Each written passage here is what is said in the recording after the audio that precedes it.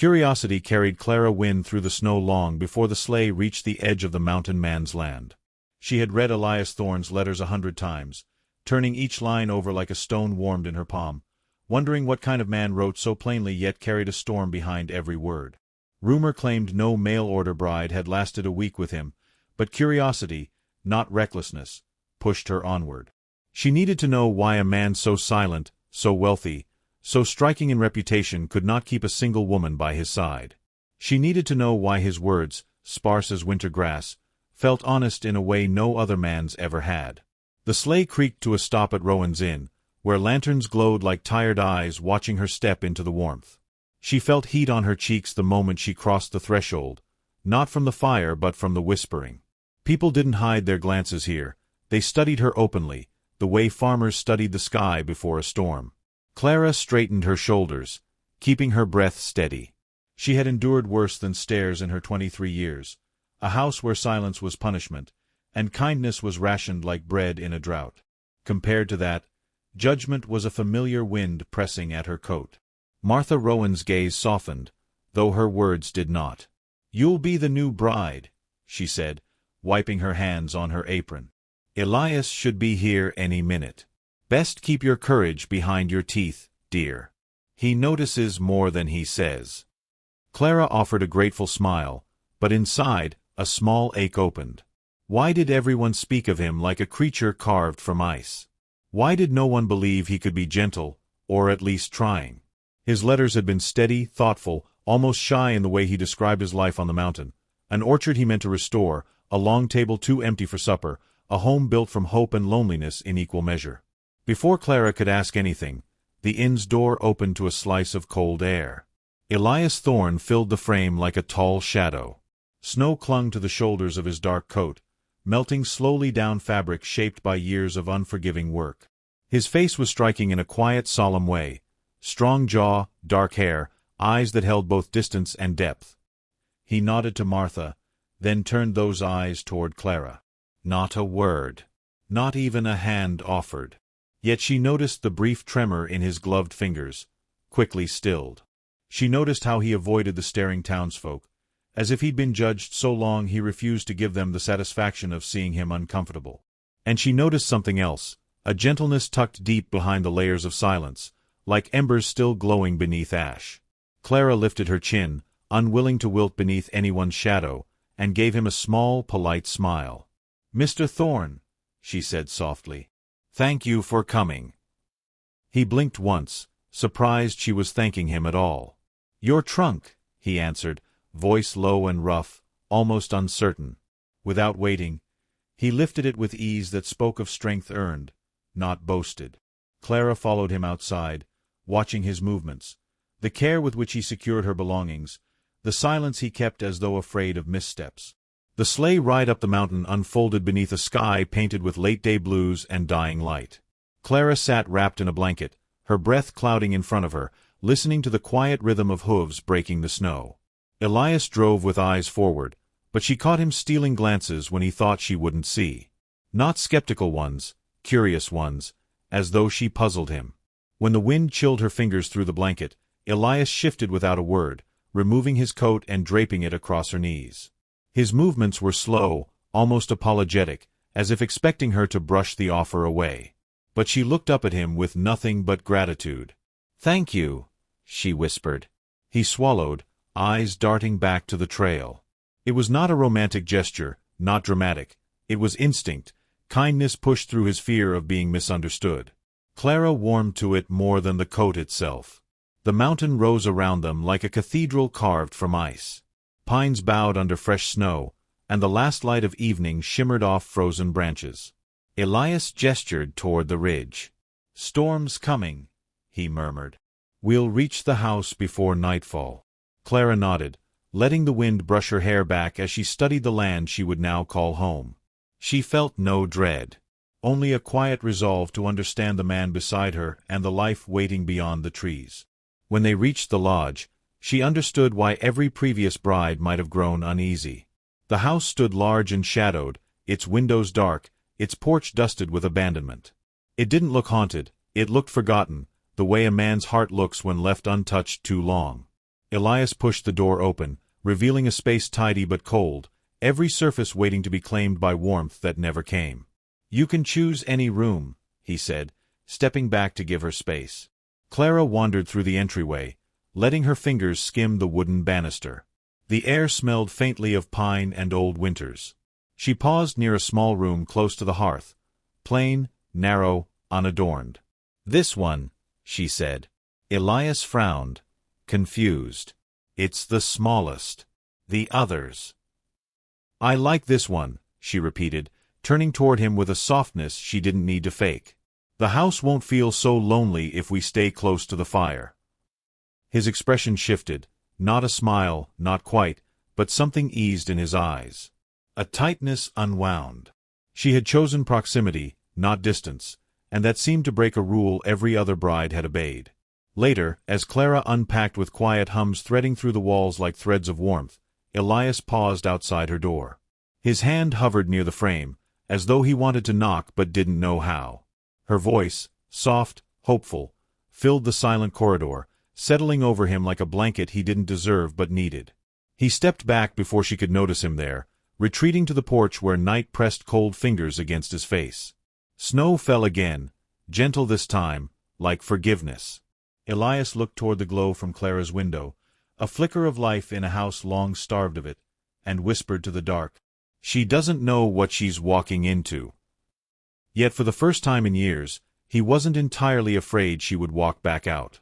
A thin rim of dawn light spilled across the cabin floor when Clara awoke, the faint crackle of firewood hinting that Elias had risen long before her.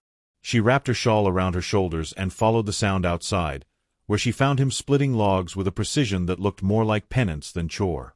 His breath fogged in the frigid air, the steady rhythm of axe and wood echoed against the pines. Clara watched him for a moment, trying to understand the man behind that stoic quiet. He carried himself like someone bracing for disappointment, shoulders tight, jaw clenched, movements deliberate but heavy with a kind of old shame. When he noticed her standing on the porch, he paused, setting the axe aside as if her presence might startle him into retreat. "I didn't mean to wake you," he said, wiping the frost from his brow.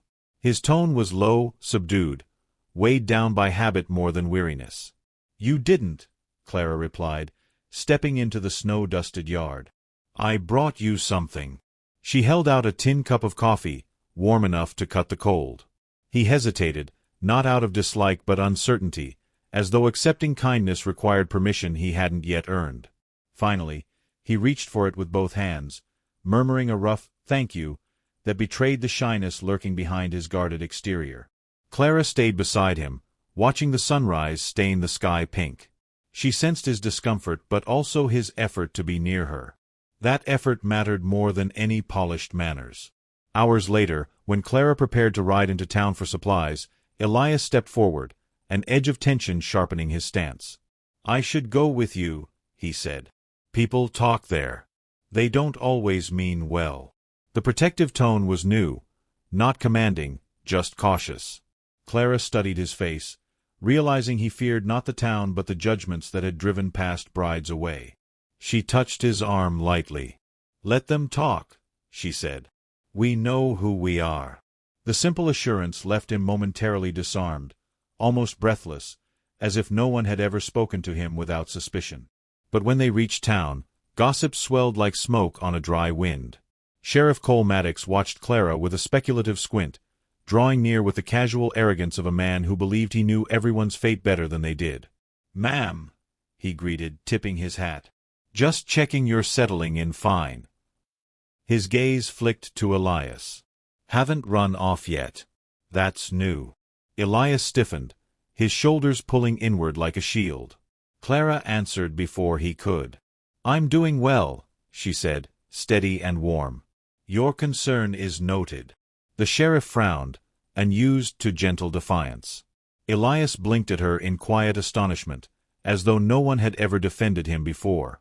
Snow began to fall as they headed back, soft flakes thickening into white curtains. The storm arrived fast, too fast, forcing them into the cabin just as the wind rose with a howl. For 3 days, drifting snow trapped them inside the lodge. At first the silence felt delicate, fragile.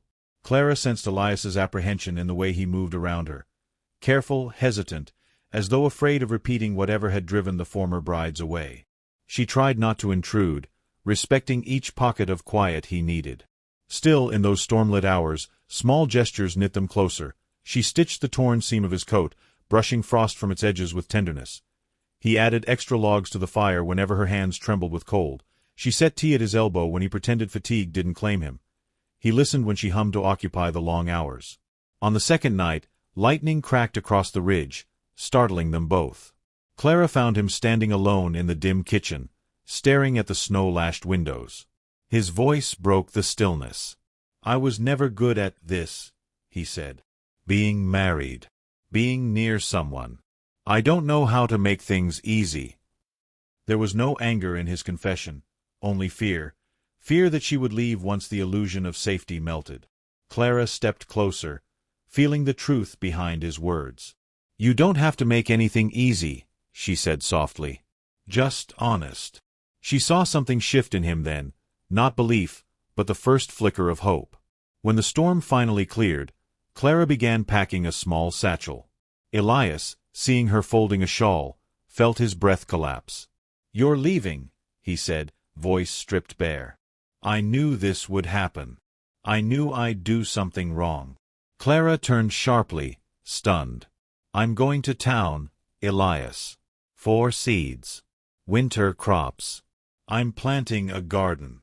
Her tone held no reproach, only bewilderment. He stared, struggling to process what she meant. A garden was a promise of staying, of tending, of believing the ground was worth cultivating. It was everything he thought he didn't deserve. As they traveled together to town, word of their storm-bound days had already spread, mutating into embellished tales. The crowd outside the mercantile buzzed with speculation, sharp as thistles. Clara walked past them unfazed, but Elias halted when he heard the murmurs. "She'll run by spring. Too soft for mountain life." Something inside him broke, not with violence, but resolve. He stepped forward, voice steady but strong enough for the gathering to hear. "She is staying," he said, not possessive, but proud. "Because she chooses to. And I am grateful she does." Clara turned toward him, her eyes bright with a warmth he had never seen offered so freely. For the first time, she felt his belief, not in her duty, not in a contract, but in her worth. Back at the lodge, the thawing snow made the soil workable in small patches near the porch. Clara knelt in the earth, pressing seed after seed into the cold ground.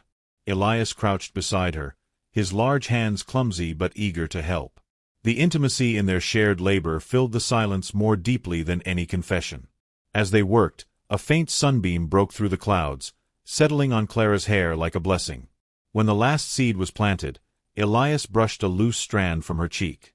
His touch was light, reverent.